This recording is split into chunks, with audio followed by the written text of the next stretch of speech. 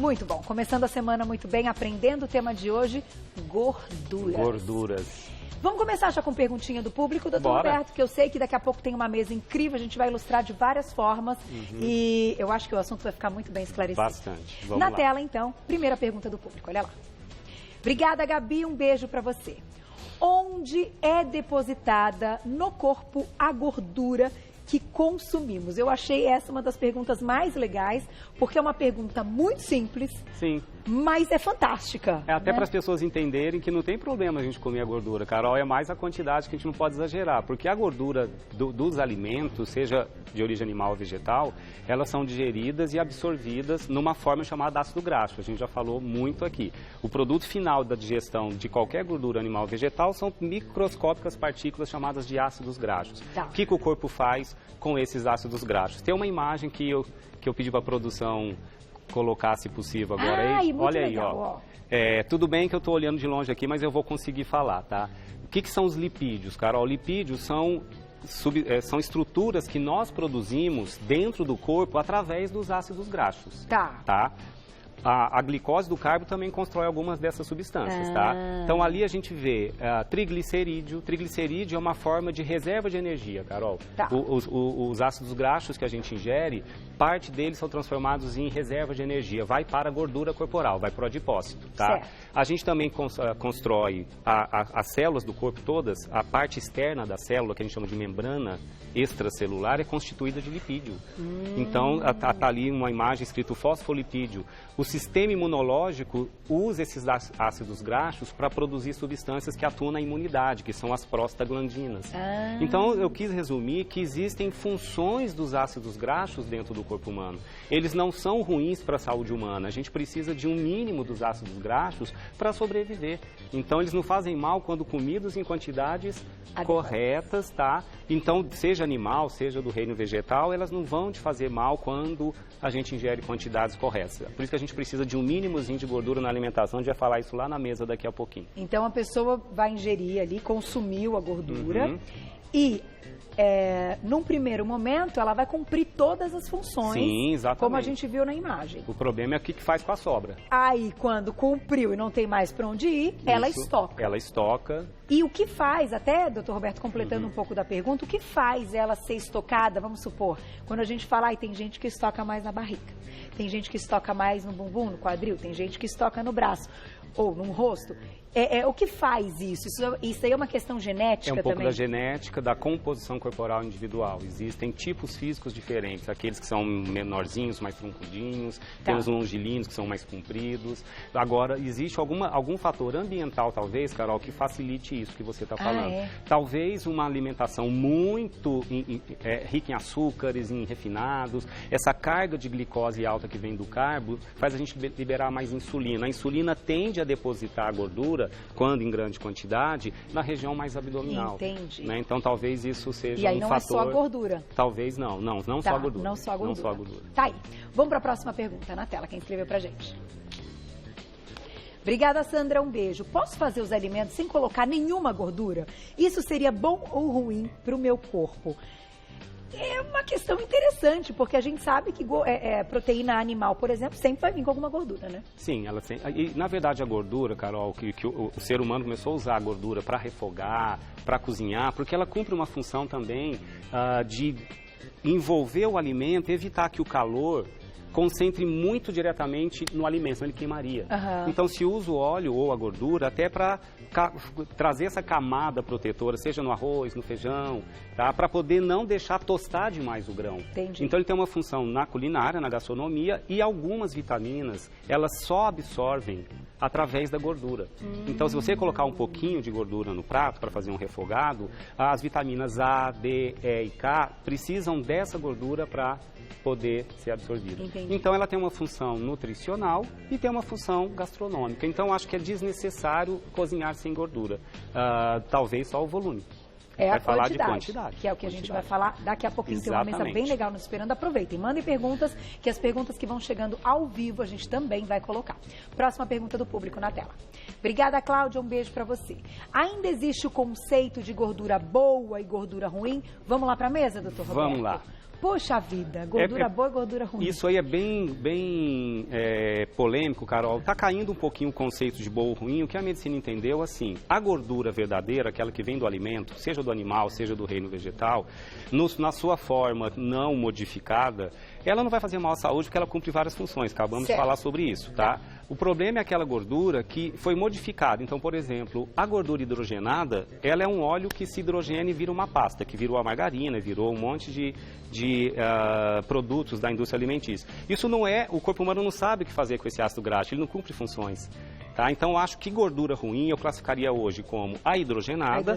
Tá? E quando você aquece exaustivamente ou em temperaturas muito altas, os óleos e as gorduras vão falar que toleram um pouco mais do aquecimento, a saturada de origem animal, mas em alta temperatura, a fritura, que eu quero dizer, nunca vai trazer para o alimento algum benefício nutricional. Então, tirando fritura e tirando gordura hidrogenada, as outras gorduras cumprem funções e a gente não está usando mais o conceito de boa ou ruim. Até porque eu selecionei alguns estudos, Carol, que eu acho que a produção tem na tela, legal, só para você ver como é polêmico isso, né? Eu sei. Então, tem um estudo recente, vamos ver se eles colocam aí agora no plasma para a gente.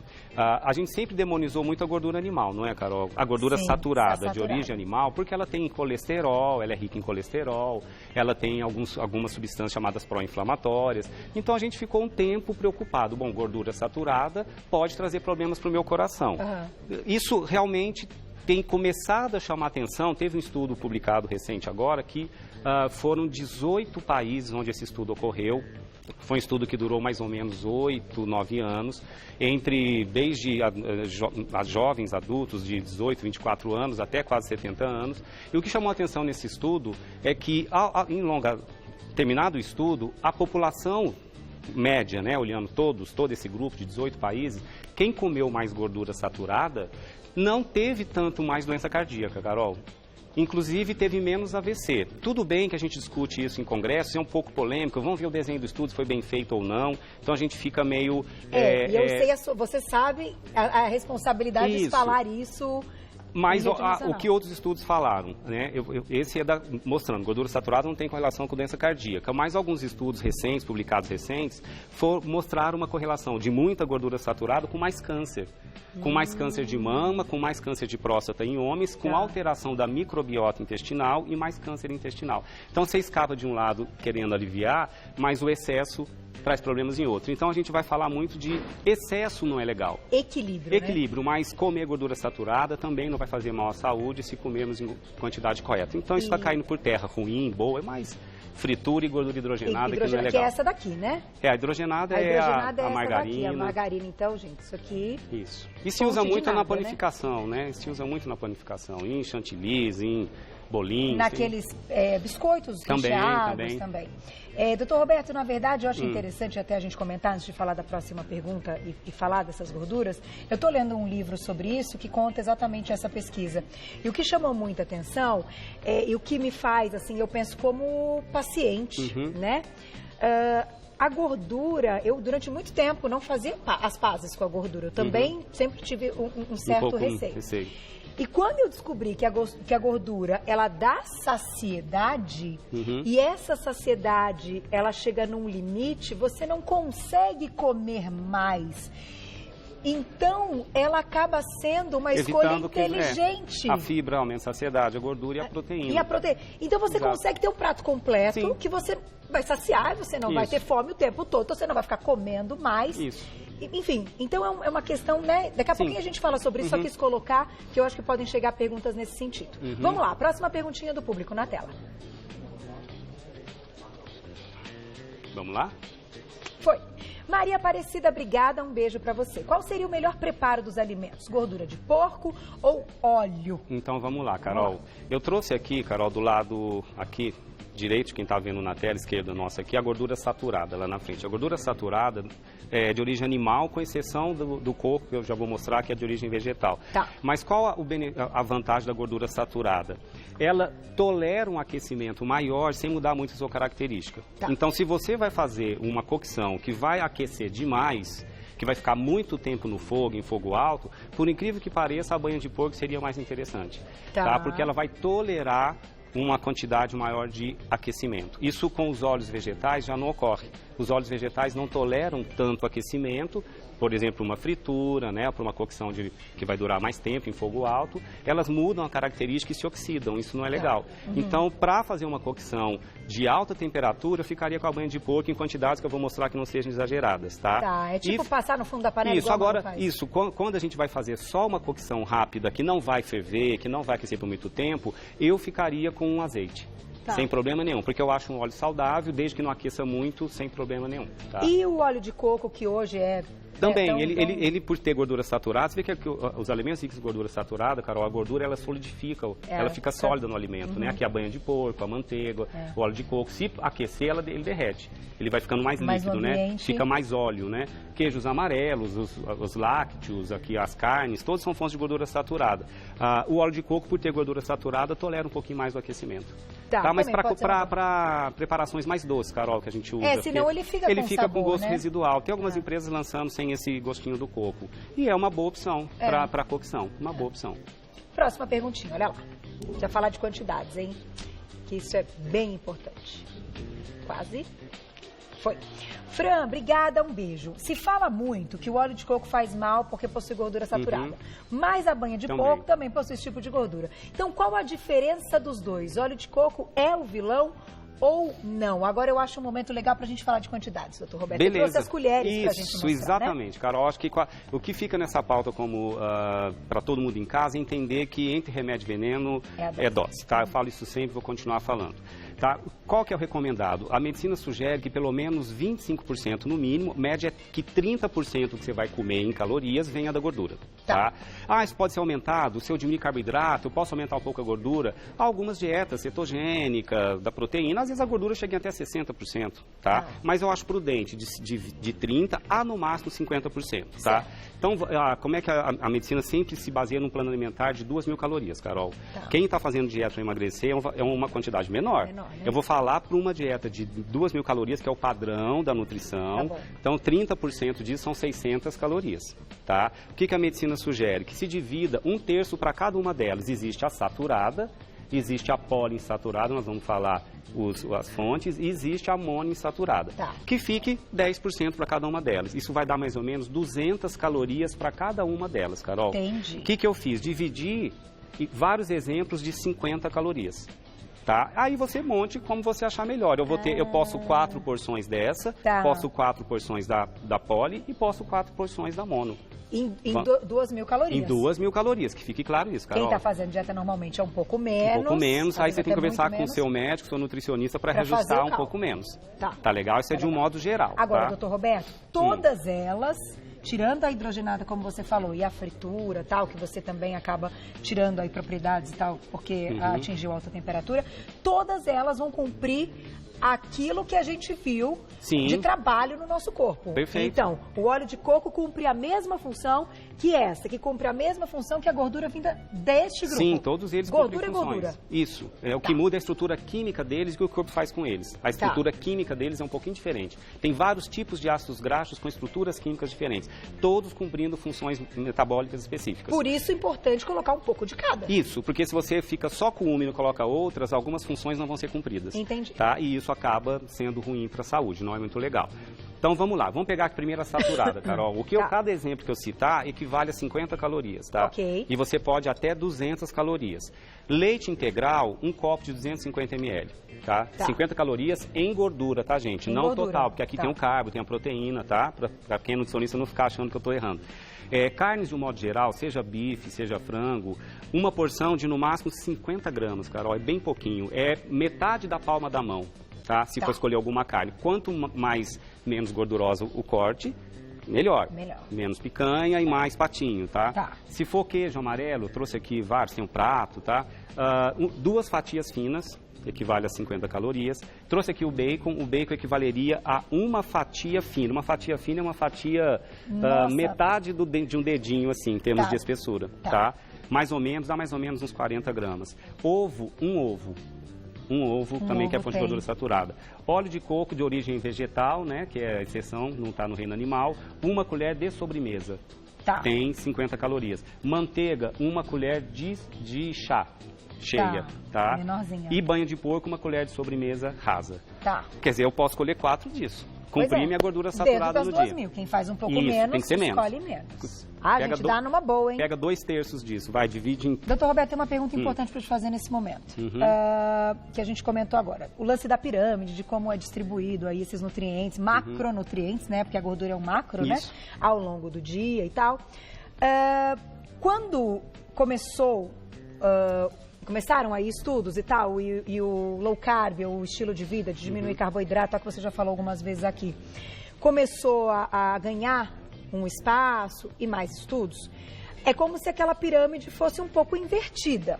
É assim, mudou essa quantidade de gordura sugerida, ela se mantém com um carboidrato em seu 60% ou com um carboidrato em seu 30%, em seu 40%? Qual é a sua opinião como médico? Acho legal a gente colocar isso, porque aqui a gente está falando da gordura isolada, mas o nosso corpo não é isolado e a refeição também não. Então, de repente, você vai escolher colocar essas gorduras no seu dia, mas aí você vai colocar um macarrão refinado, vai colocar uma lasanha, e aí talvez essa gordura acabe perdendo a função legal dela, entendeu? Entendi. Porque entra com carboidrato em excesso. Como é que é isso? Essa proporção de macronutriente tem sido mudado por propostas mesmo de, primeiro, para saber a repercussão na saúde e na questão do controle do peso. Tá. O low carb, na minha cabeça, é quando eu para o meu paciente que não é atleta, quem faz muita atividade física, geralmente eu não diminuo tanto o carboidrato.